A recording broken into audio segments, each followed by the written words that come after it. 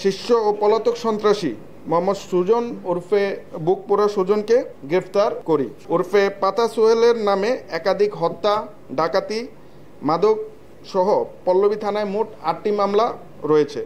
আপনারা জানেন যে আমরা আজকে পল্লবী থানা যুবদলের সদস্য সচিব গোলাম কিবরিয়া হত্যা মামলার এজাহারনামীয় আসামি সহ ২ জন শীর্ষ সন্ত্রাসীকে গ্রেফতার করতে সক্ষম হয়েছি।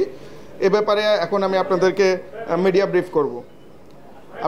আপনারা জানেন যে গত ১৭ নভেম্বর ২০২৫ তারিখ সন্ধ্যায় ঢাকা মহানগরীর পল্লবী থানাধীন মিরপুর ১২ এলাকায় বিক্রমপুর স্যানিটারি ও হার্ডওয়্যার দোকানে ৬ জন অজ্ঞাতনামা সন্ত্রাসী প্রকাশ্য দিবালোকে পিস্তল দিয়ে বুকে ও পিঠে অতর্কিত গুলি করে পল্লবী থানা যুবদলের সদস্য সচিব গোলাম কিবরিয়াকে হত্যা করে।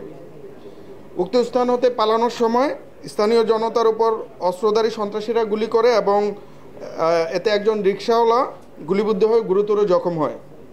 পরবর্তীতে ছাত্র জনতা তাদেরকে ধাওয়া করে জনি ভূঁইয়া নামক একজন সন্ত্রাসীকে আটক করে পল্লবী থানায় সোপর্দ করে। উক্ত বিষয়ে ভিকটিমের পরিবার পল্লবী থানায় একটি হত্যা মামলা দায়ের করে। উক্ত ঘটনাটি এলাকায় ব্যাপক চাঞ্চল্য সৃষ্টি করে এবং বিভিন্ন প্রিন্ট ও ইলেকট্রনিক মিডিয়া সহ বিভিন্ন সামাজিক যোগাযোগ মাধ্যমে ব্যাপকভাবে প্রচারিত হয়। ঘটনার পরপরই র্যাব ৪-এর আবেদনিক দল ঘটনাস্থল পরিদর্শন করে এবং সেখান থেকে সিসিটিভি ফুটেজ এবং আনুষঙ্গিক তথ্যাদি বিশ্লেষণ করে ঘটনার রহস্য উদ্ঘাটন এবং জড়িত আসামিদেরকে আইনের আওতায় আনার জন্য ছায়া তদন্ত শুরু করে। তারই ধারাবাহিকতায় গতকাল রাতে আমরা সাভার থানাধীন বিরুলিয়া এলাকা হতে গোলাম কিবরিয়া হত্যা মামলার এজাহারনামীয় আসামি এবং হত্যাকাণ্ডের নির্দেশদাতা ও পরিকল্পনাকারী মোহাম্মদ মনির হোসেন ওরফে সোহেল ওরফে পাতা সোহেল এবং জিএমপির টঙ্গী পশ্চিম থানাধীন মাজারবস্তি এলাকা হতে উক্ত হত্যাকাণ্ডের সন্দিগ্ধ ও ১৮টি মামলার শীর্ষ ও পলাতক সন্ত্রাসী মোহাম্মদ সুজন ওরফে বুকপোড়া সুজনকে গ্রেফতার করি।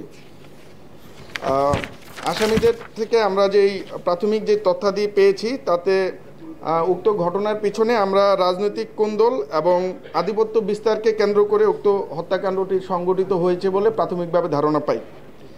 এছাড়াও তারা জানায় যে উক্ত হত্যাকাণ্ডটি সংগঠিত করার পিছনে একটি সুপরিকল্পিত পরিকল্পনা কাজ করে যাতে একটি মোটা অঙ্কের অর্থ লেনদেন হয়। উক্ত আসামিগণ পেশাদার হত্যাকারী এবং তাদের বিরুদ্ধে বিভিন্ন থানায় একাধিক মামলা রয়েছে।